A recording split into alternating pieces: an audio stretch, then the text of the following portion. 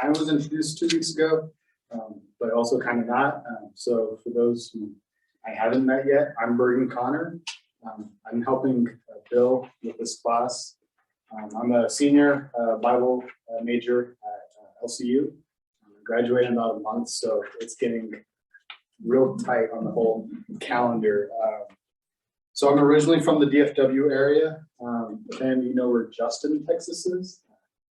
I'm from there specifically, but it's often easier just to say I'm from Dallas because everyone knows where Dallas is.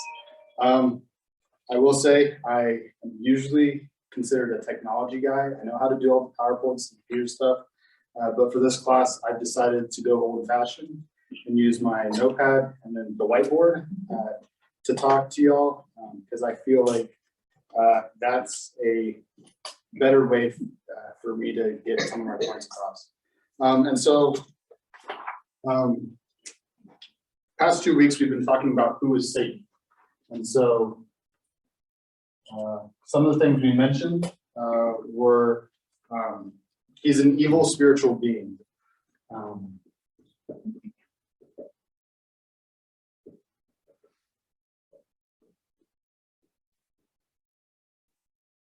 Other things was he was created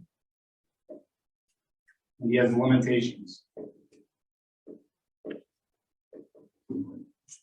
And as we were talking about this over the past couple, I think it was the first week when we were really trying to hit this hard, someone asked the question of, so what does that mean about God?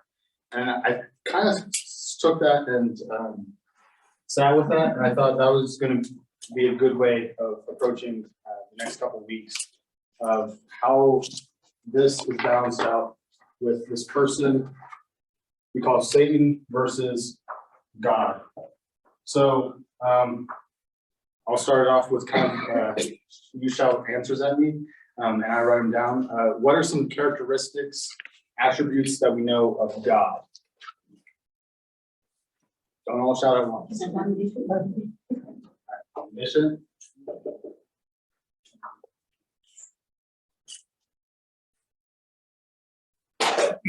And I. Yeah.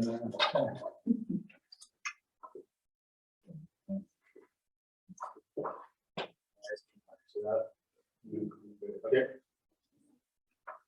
What else? Creator. He's what? Creator. Creator.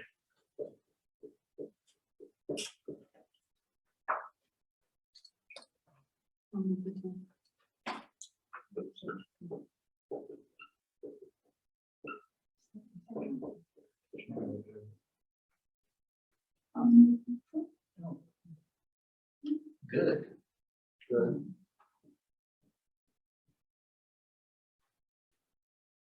Someone said omnipresent. Okay.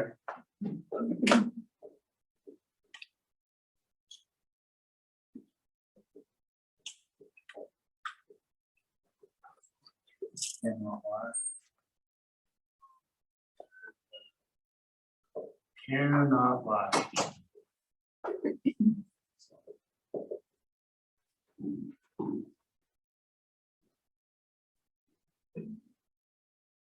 Holy. Holy. There's one more specific one I'm thinking of.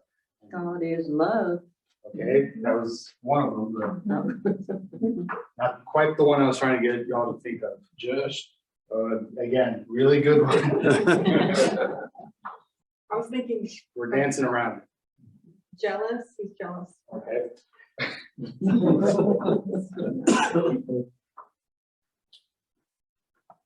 Compassionate. Compassionate. Okay.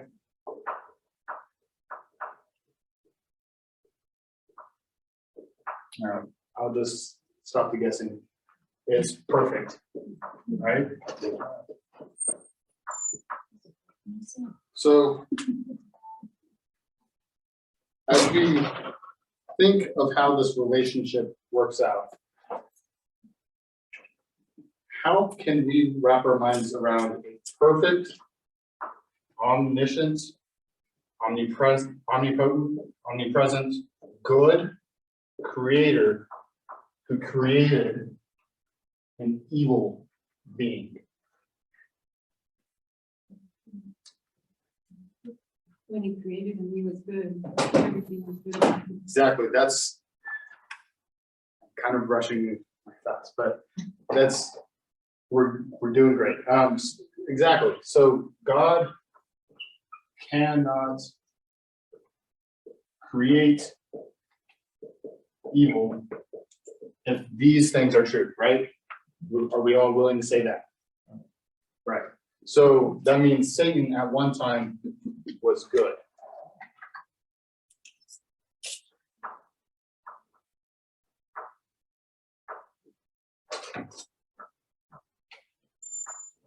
And we see that with the fall. And so then that brings up a bigger question of, so in this now,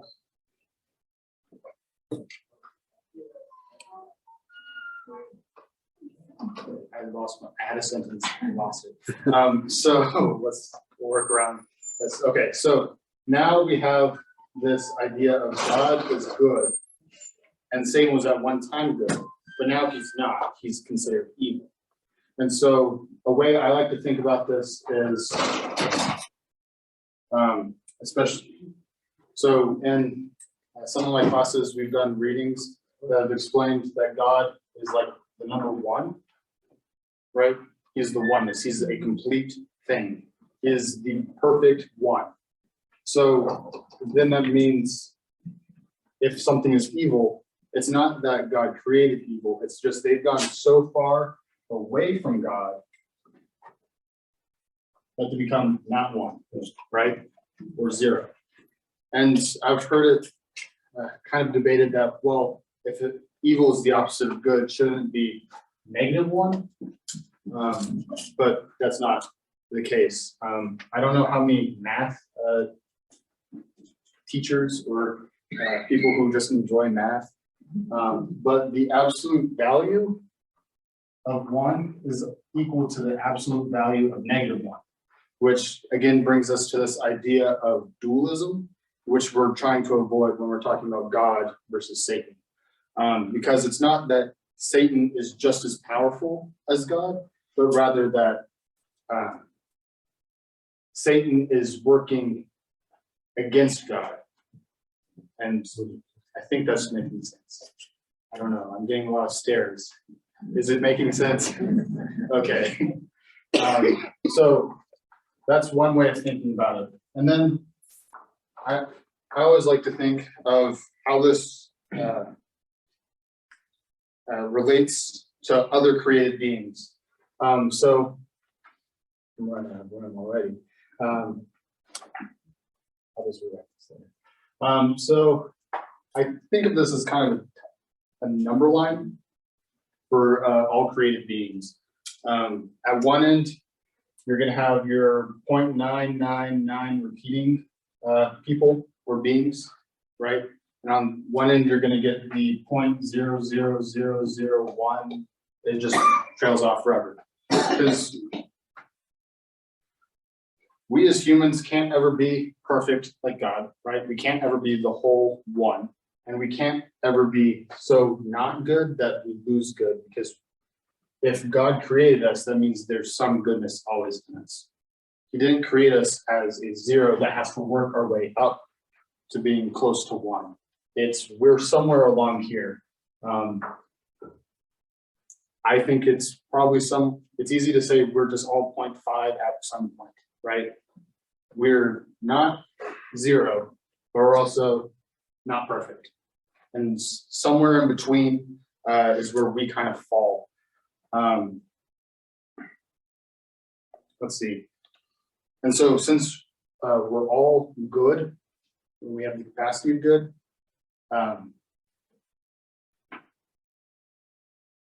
we're never going to be like Satan.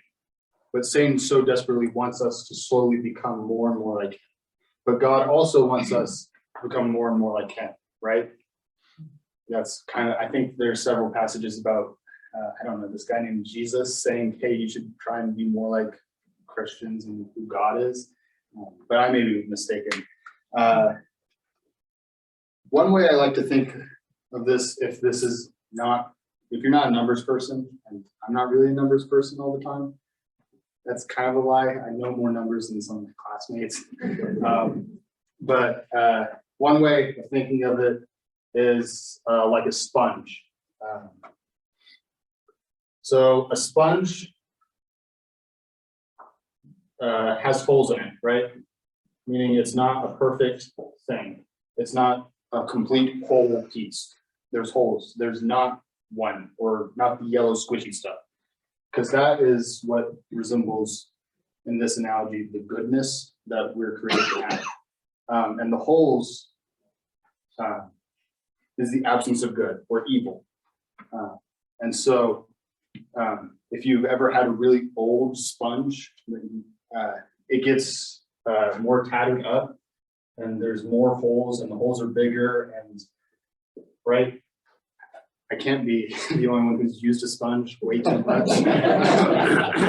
Sort of, I can't be the only one who is seeing this in just their sponges they use. And then something that never has a hole is water. I don't know if y'all have ever tried to drill a hole in water. You just can't do it. And so I like to think of God as like the water that flows through the sponge. Because when the sponge is put in the water, those holes are filled, right? It's filled with the goodness. It's filled with the perfect, holy, just, compassionate love. And the sponge becomes more and more like him the wetter it gets, right? Whereas the longer it's been dried out, the less likely it is to, well, there's no water in it, so there's more holes and there's more lacking of what it is. Because a fresh sponge that you have, it's good at doing some cleaning, but it's still falling short of that perfect intended goal of using a sponge with water. It's when you use a sponge and water, it's able to clean your plates much easier than if you were just rubbing a sponge on. And especially if you're rubbing a old, crusty, dried up sponge that's hard and like is breaking in your hand if you try and put any pressure in it. And so we're somewhere on this. And as Christians, I'd like to think we're at sometimes in our weeks more in this area, right? Because on Sundays and on Wednesdays, we are always coming to the water, right? I'll just say it, at one point in our week, if we're going to church, we come into contact with God. And so we're filled with goodness and holiness, and we're on fire. And what the devil is trying to get us to do is get more over this way, right? He's wanting to wring out the sponge. He's wanting you to get on Facebook and realize how terrible everything is. And so you're becoming more and more dried out.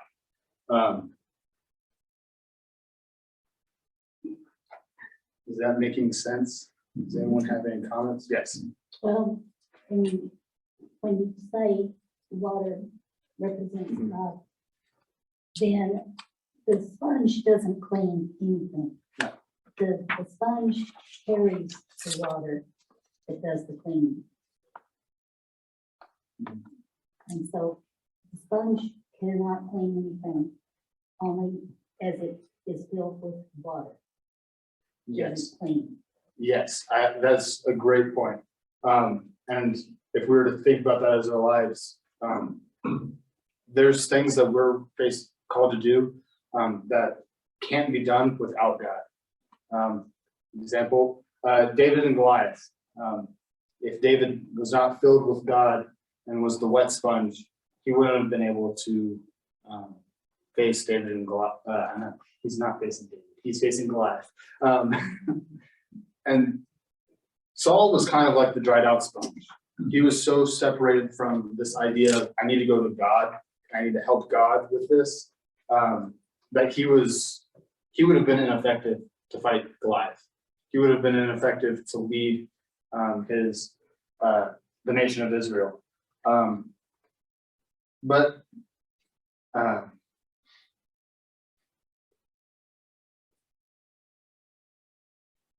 keep losing my thought. see. Let's see. Fall short.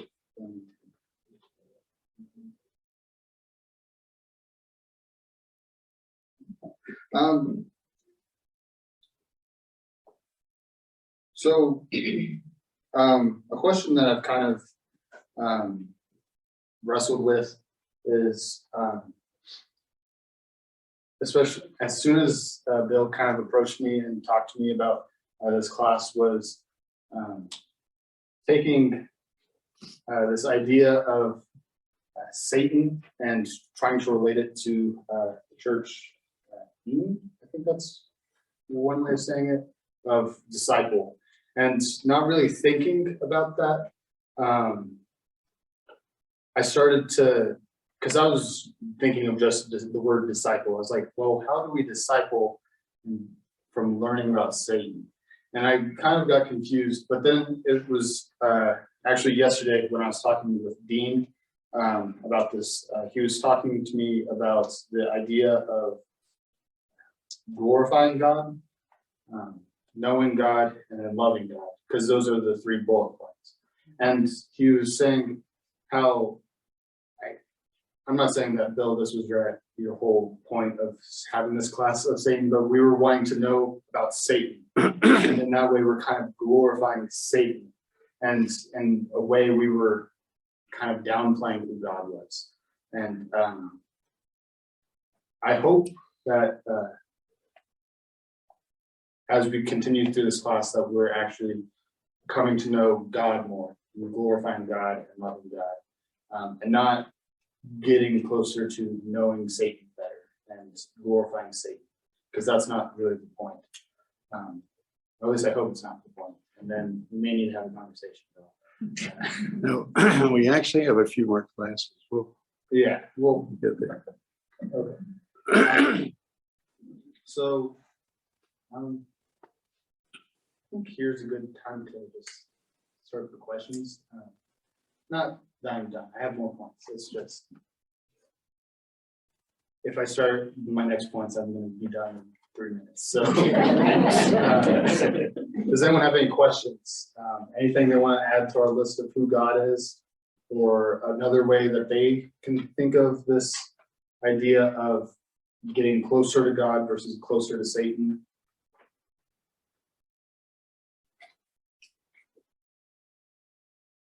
Anyone want to talk about anything we talked about the past 2 weeks about Satan? You want to see that again? Yep. Just an observation.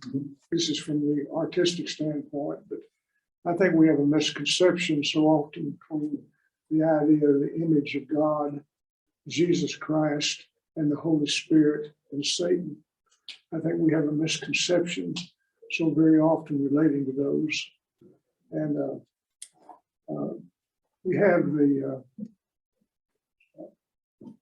the Sistine Chapel, we have a rendering of God, which is a false image, of human beings to the spirit by Michelangelo.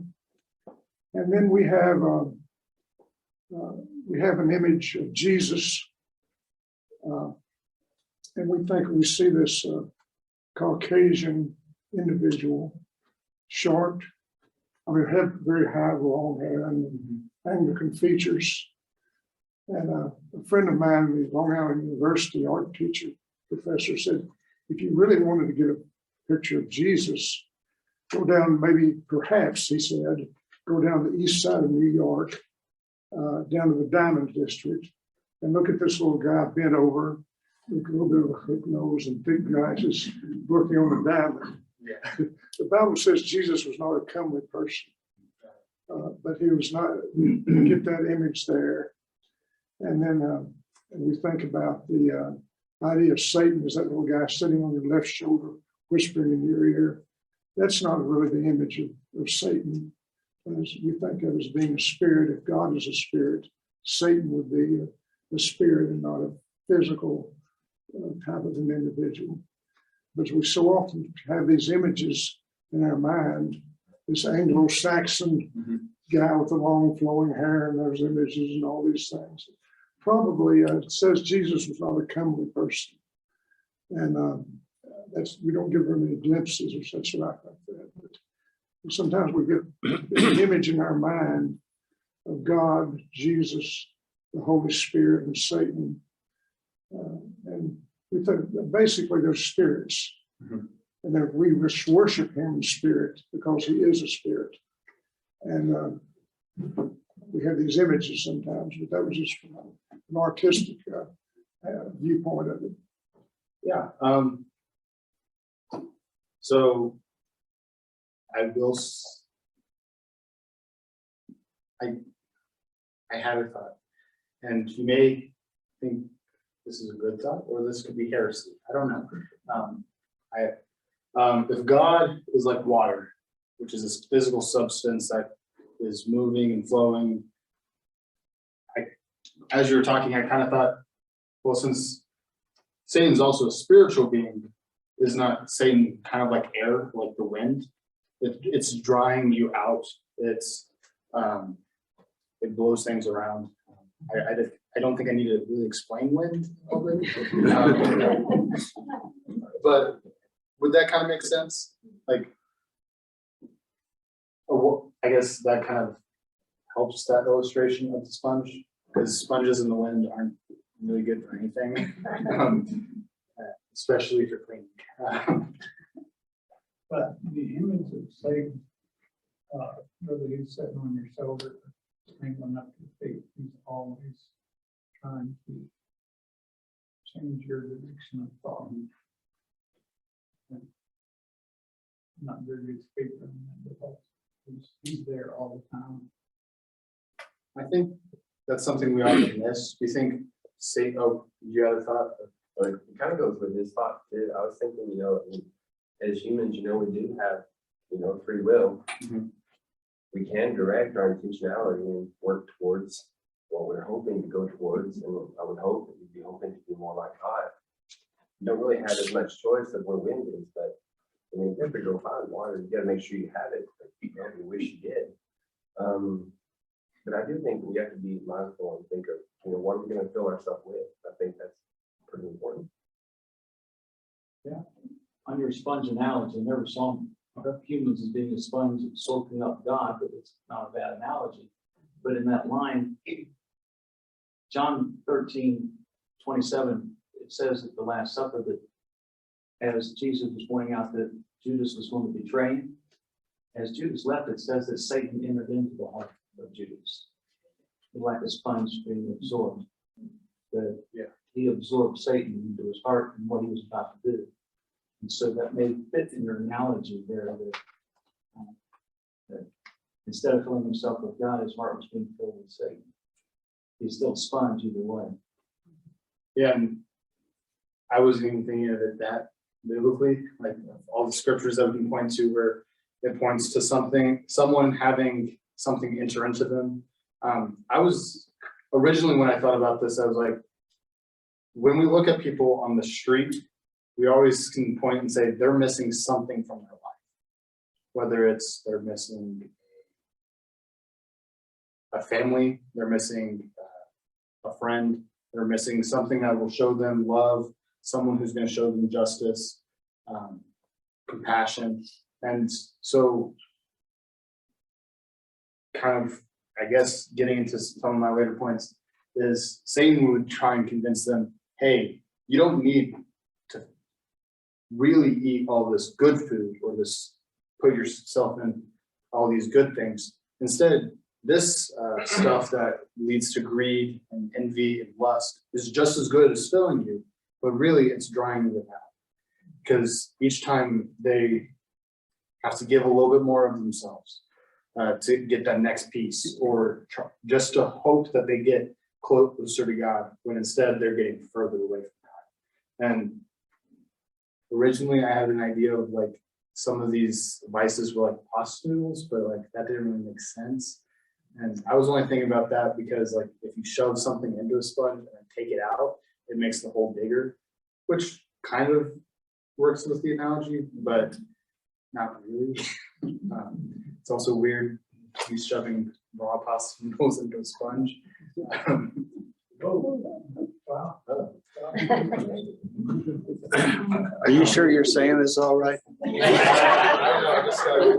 sign, the sign. Yeah, one of the points of the study of Satan is not only to know what he's capable of. We hear a lot of sermons, almost all our sermons, about what God's capable of.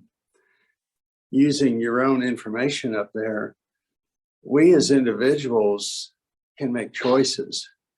And it's not always Satan who does it. We, as was mentioned, we do have free will. We can make our own dumb choices by ourselves. We don't necessarily need Satan to make it happen. At the same time, understanding what the difference is between the two, a lot of people tend to blame God for a lot of stuff that isn't God. You know, they do say, why did God do this to me? Well, it may be that you're just stupid. You made bad choices. You know, and so there is temptation, and Satan does have a hold on people, but there's that middle ground, like you were saying. We may be a 0.5 on Monday, but come Sunday morning, we do our best to try and be As close to one. as close to one as we can get, right?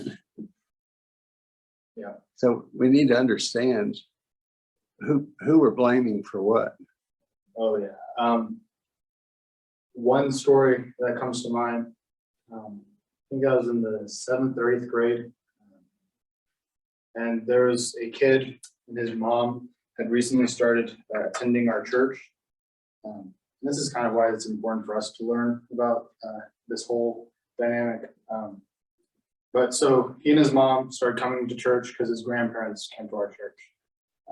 And then one week, it was probably around this time, year. It was like right before Easter, and I think it was maybe a month ahead. So, but it's still like March. So instead of this week, it was just last week. But his mom gets baptized on a Sunday morning. She had been studying, she did all this, and everyone was overjoyed. And then Thursday morning, there was a car crash, and the mom's dead. She hadn't even been a baptized believer for more than a week, and she was already dead. And this kid, he was living in a divided household, he couldn't go live with dad because dad was out of state. He couldn't go live with grandparents because grandparents had tried to get like a neutral custody of the kid, and the court had shot that down, so they weren't allowed to take in the kid. And so he had to go live with friends, and his whole thought was, why is God doing this to me? Why is God doing this to me?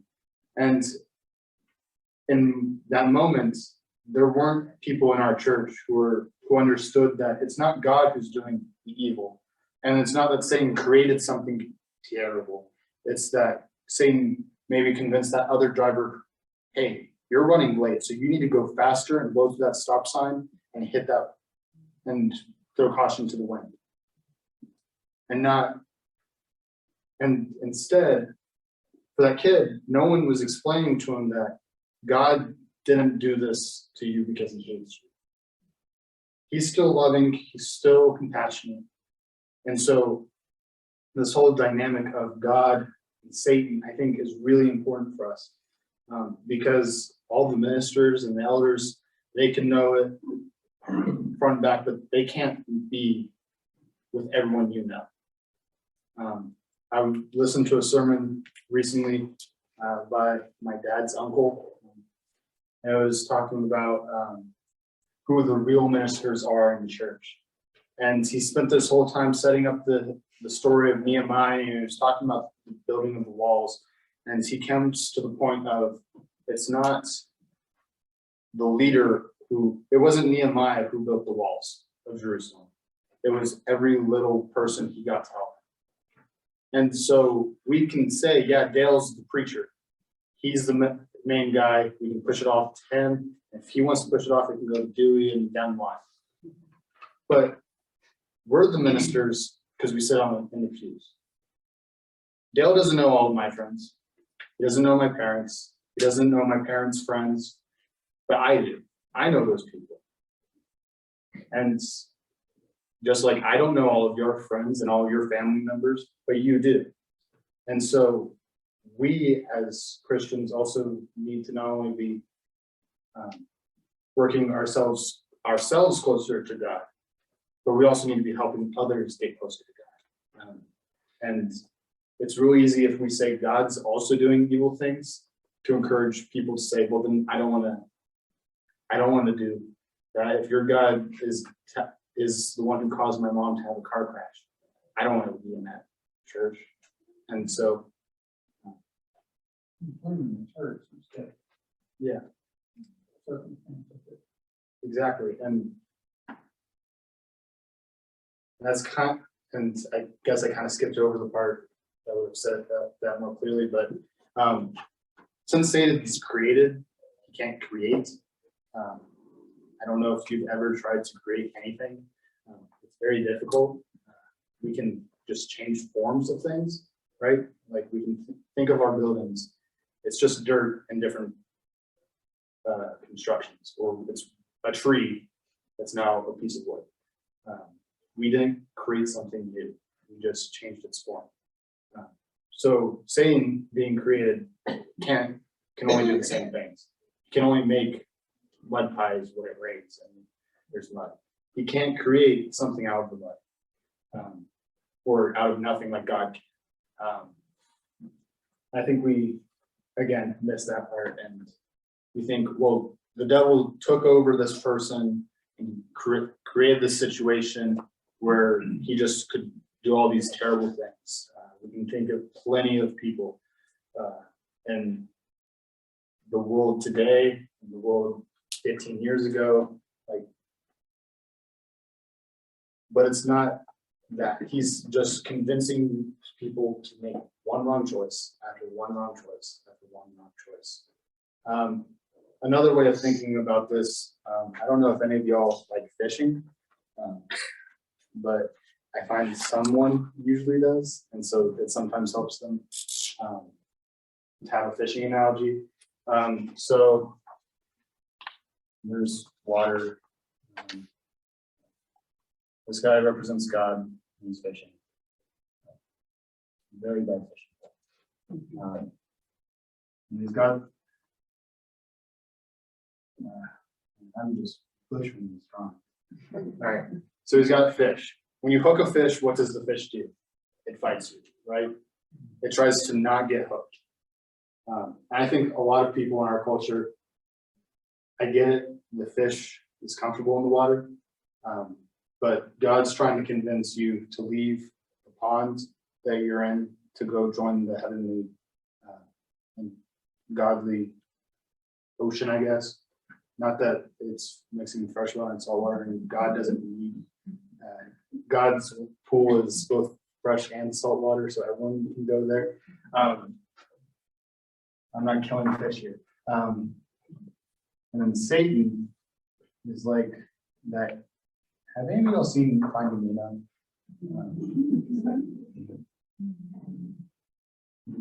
So you know that anglerfish that they go down into the depths and they're trying to chase after the mask, and you get this guy with the little light on his head.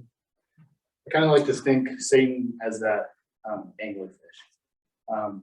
Because if you're a fish, it's really easy to fight against God, but it's also Satan's trying to convince you, hey, look at this light, look at this thing, look at all this money you could earn by not going to church on Sunday. Look at all these people who are rich and successful and have lots of fast cars. They get the girl in all the movies. Like they're not going to church. They're not doing that. They're not being faithful to their wives, or they're not staying committed to their job. They're just packing up and leaving and going on to the next best thing. It's really easy to get the fish to go to the anglerfish. I mean, if it wasn't, they would all die out. And the fish works, well, the anglerfish won't let itself be seen until it's already too late for the fish to get away. It will attract all these fish down to it. And as soon as it's too late for them to get away, that's when they strike.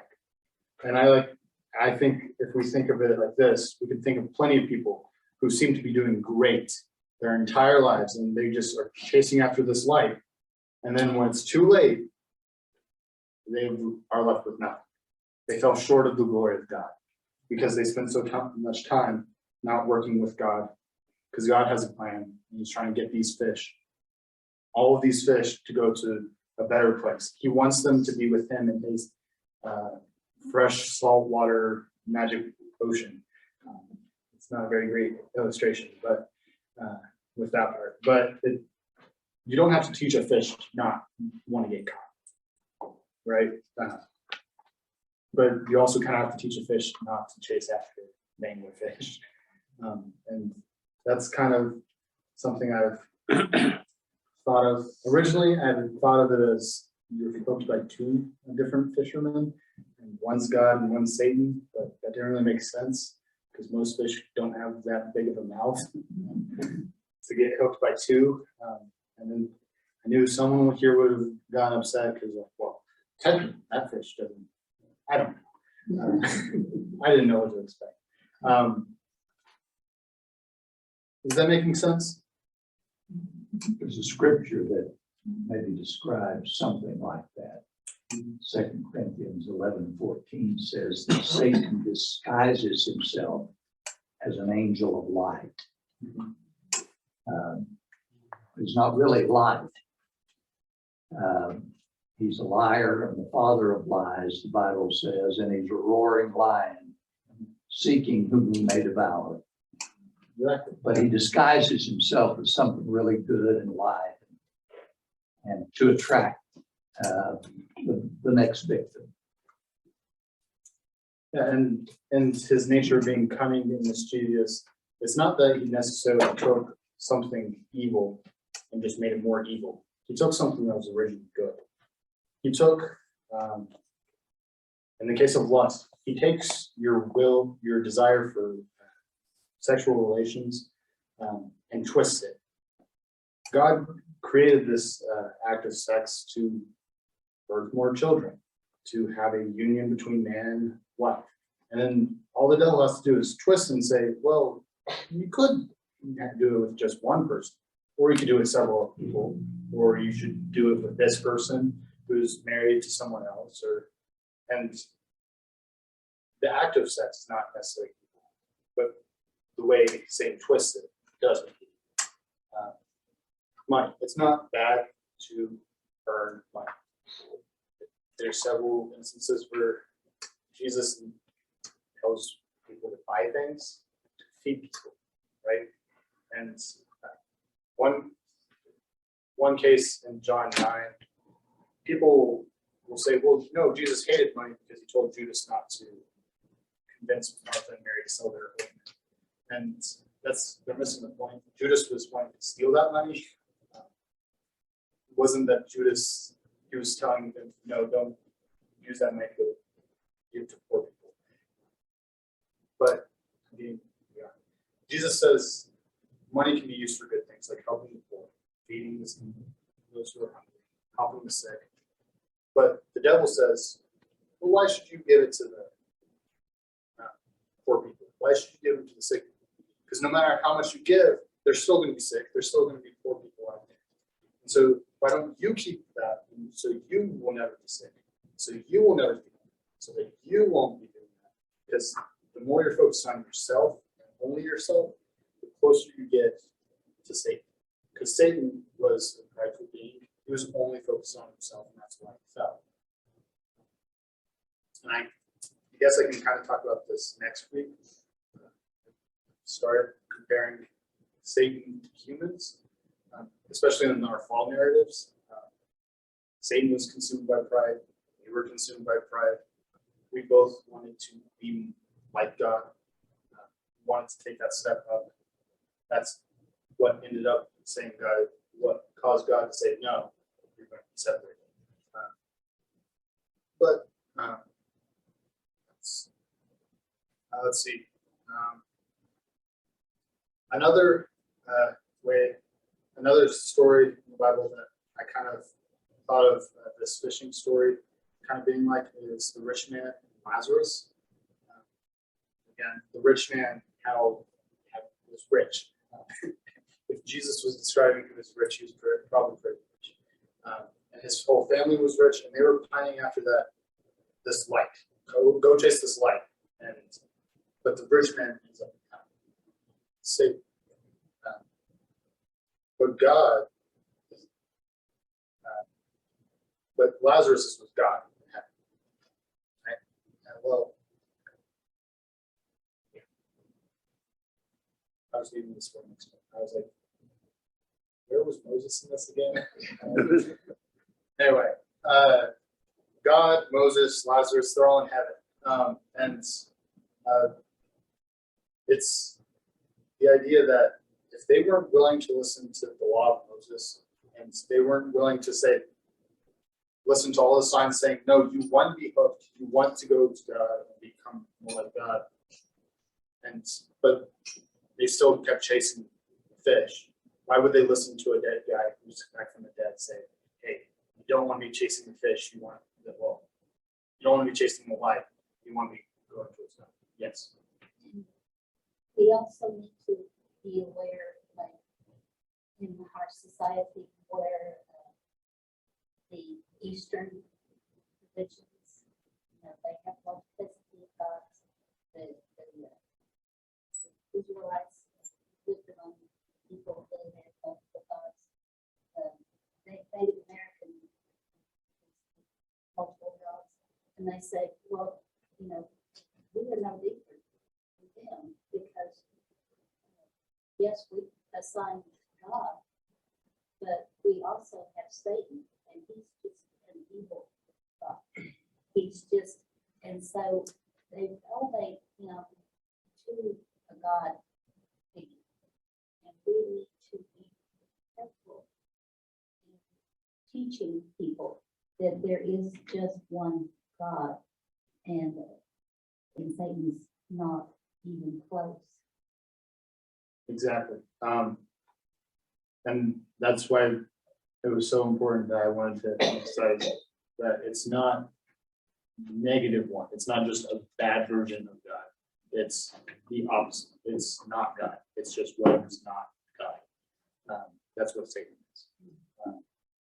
is. This may be taking you off track. I don't know. We all have things that hit us. We read scripture or hear a story, and it just, like you said, it got you to thinking. One of my favorite scenes that may be applicable here is that when Joshua was getting ready to enter into the promised land, they were going to enter battle, and he encountered the angel, depending on the translation and things like that, God. And he said, whose side are you on? He said, I'm not on either side. There's spiritual battles being waged all around you that you really know nothing about. And that kind of stuck with me. I mean, it's one thing I had to be careful how I say this. We do focus a lot on God. We don't focus a lot on Satan, but that doesn't mean he doesn't exist. And there are things happening beyond our ken, if you will, beyond our knowledge, and that always scared me. And so that's one of the reasons why I wanted to teach this. We think we got it down. We think we understand it all, but it's way deeper and bigger than what we think. Especially when it comes to those spiritual battles will just crop up in your life. Just like this story I told about the kid who lost his mom, like you're throwing a kid who's in the 6th grade a very tough spiritual battle. And you're just plopping him in the middle of it. Because Satan uses death to his advantage, because that's when we're at our weakest, right? Because we just lost something. A hole was punched through us because we just lost that spouse or that friend or that something that helped us fill a hole or get us closer to God is now gone. And so Satan often uses that to say, well, you don't really need to fill that with good things. You can just leave it open and let me use my magic Lubbock, Texas wind that will just blow dirt and heat straight through you and it'll just dry you out. And I think in those moments, we often forget God's behind us because we just start focusing on all of the evil things. I don't know about y'all, but I have my sister who cannot stop being on news and social media, and she'll just talk about all the terrible things going on. I don't know if that describes you or if that describes someone you know. I think we could all think of that one person who probably just needs to turn the TV off, just that like 1 hour more, just slowly work yourself off of it. Because all they're doing is they're not looking at God because they think, because they're in that state of like, they're in that turmoil spot. And so they're only kind of focusing on the things that are attacking them and not realizing that God is fighting with them and he's just right behind you. And so they often forget that God's there. I don't know if that was kind of what you're talking about, Bill. Yeah. I'm thinking about the commercials that come up on TV. Thinking about the one about the army, join the army and be all you can be. I was in the army. It sounds good, but like I say, you get there, you know, it's. I have family members who were in Vietnam and the Navy, and they described it as that was their lowest point, like spiritually. Like they were the worst person that they were while they're at war. And they won't really divulge more than that, but I think when you're in that turmoil state where you're fighting or you think it's us versus them, especially if we're thinking evil versus good, and we're somewhere in the middle of that. And we're just trying to fight whoever's lower than us. We often forget that some of these people who are on over here are still trying to work their way over to that. I think there's a lot of casualties of just people who are trying to become more like God who get tramped down by people who think that they're fighting for God without understanding what God wants. You know, at the beginning, you talked about trying to work this into our discipleship thing and knowing God and glorifying God and so on. Something I've seen over the years, I don't mean it to be a negative thing, but I've seen cases where people are taught, they're baptized, and then it's kind of like, good, you're baptized, go and be good. And they're left to their own devices in many cases. And this discipleship thing really involves mentoring. I know Noah is supposed to be baptized tonight after class, and he's got a row of mentors here. I mean, he's going to have people that are going to hold him accountable, and they're going to teach him, and they're going to show him that difference in that way. But not everybody has that.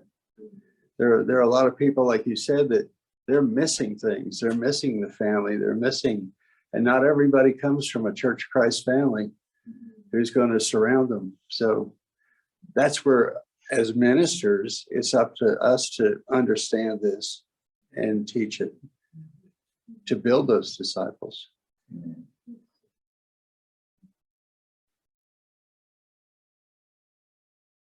All right, does anyone want to have the last word?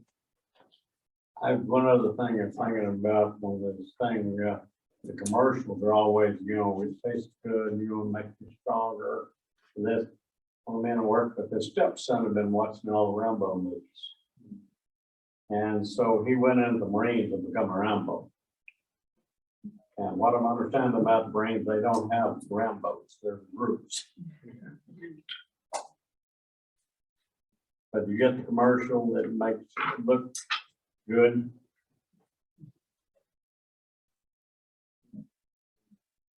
Tastes good. Well, no, you don't have to eat healthy. I mean, Chick-fil-A is just not bread. Which I know that's Harris's thing. Chick-fil-A is a healthy food, but I'm sure salads are healthier at home. But that's, I think the commercials are by Satan's the one who puts them out. Oh, yes, I'm sure there's people in the advertisement industry that wouldn't disagree with you. All right, well, I'm finished like 5 minutes early, so I know we're all gonna want to stick around for. War is a good analogy of what we're in spiritually. Yeah. It's about it's a daily battle. Tough to go that road sometimes.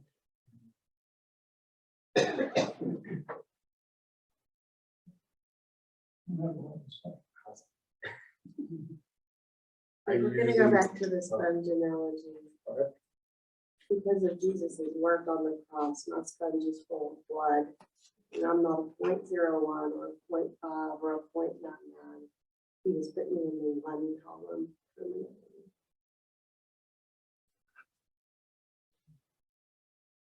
And so I don't think that we can say it's either a 1 or a 0 because I'm a Christian. I'm with God in the one.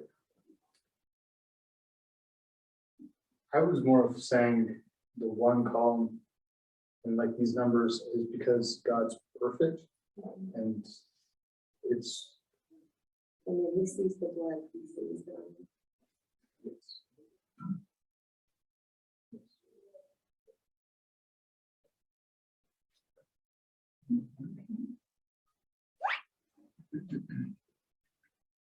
All right, that's all I got. So.